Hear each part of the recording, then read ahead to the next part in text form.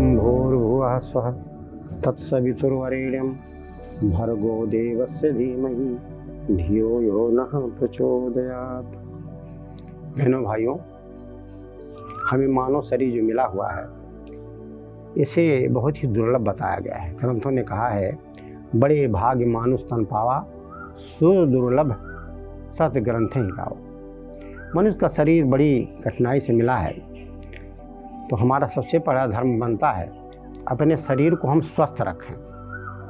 स्वस्थ रखने के बहुत सारे उपाय हैं। इसके पहले वाले एपिसोड में हमने अभी कुछ सप्ताह पहले दिया था, जिसके बारे में हमने बताया था कि अपने आप को स्वस्थ बनाने के लिए व्यक्ति को व्यायाम, आसन, प्राणायाम और योगासन करना चाहिए।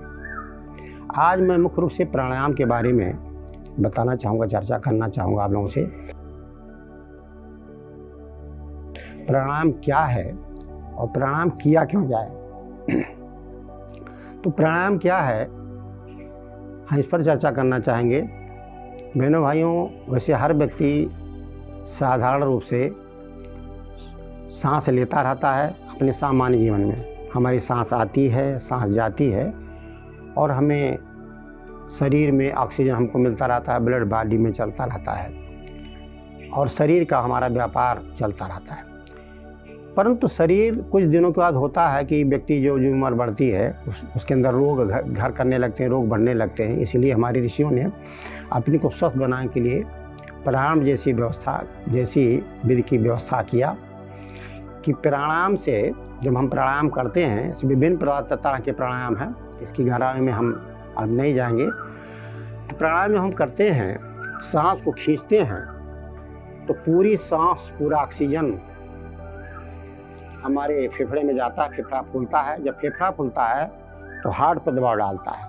जब हार्ट पर दबाव डालता है तो हार्ट पर जैसे ही दबाव पड़ता है तैसे हमारे शरीर में ऑक्सीजन उन जगहों पर साधारण रूप से जीवन जीने के लिए जहाँ जहाँ ऑक्सीजन, जहाँ जहाँ ब्लड, जहाँ जहाँ प्राण ऊर्जा नहीं पहुँचती है, उन सारे जगहों पर फेफड़े पर दबाव पड़ने से ब्लड भी पहुँचता है, प्राण भी पहुँचता है और ऑक्सीजन भी पहुँचता है।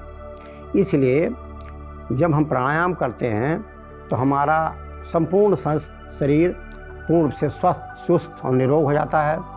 प्राणायाम करने से व्यक्ति का शरीर दिन भर प्रफुल्लित रहता है, स्वस्थ रहता है, चुस्त रहता है, निरोग रहता है और काम में उसका मन लगता है। कोई भी काम करता है क्योंकि शरीर सुबह प्रातःकाल से सायंकाल तक तरोताज़ा बना रहता है। विशिष्ट लाभ पाने के लिए विशिष्ट तरीके से अपने शरीर के अंदर प्राण को, उस प्राण तत्व को जो ब्रह्मांड में समाया हुआ है पूरे यूनिवर्स में, हम खींच कर धारण करते हैं ऑक्सीजन के माध्यम से, हमारी बॉडी में जाता है और हमारे अंग अंग पर जहाँ पर ब्लड नहीं पहुँचता वहाँ भी पहुँचता है, अंगुलियों तक पहुँचता है, ब्रेन में पहुँचता है। आपने सुना होगा कि व्यक्ति जब 60 साल से ऊपर होता है तो उसकी मेमोरी कमज़ोर होने लगती है। उसके पीछे मात्र ये कारण, ये रीज़न है कि वहाँ तक हमारा ब्लड ऑक्सीजन नहीं पहुँचता।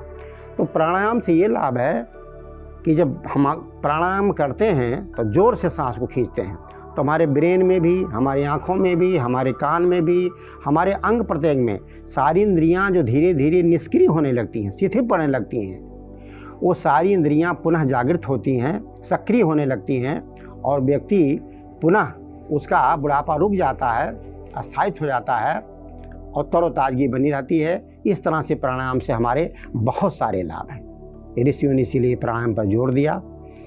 हम अगला एपिसोड हम जो बनाएंगे उसमें उस एपिसोड में हम आपको विभिन्न प्राणायाम के बारे में बताएंगे कि कौन से प्राणायाम किस बीमारी में किया जाए, किस बीमारी में कौन सा प्राणायाम किया जाए।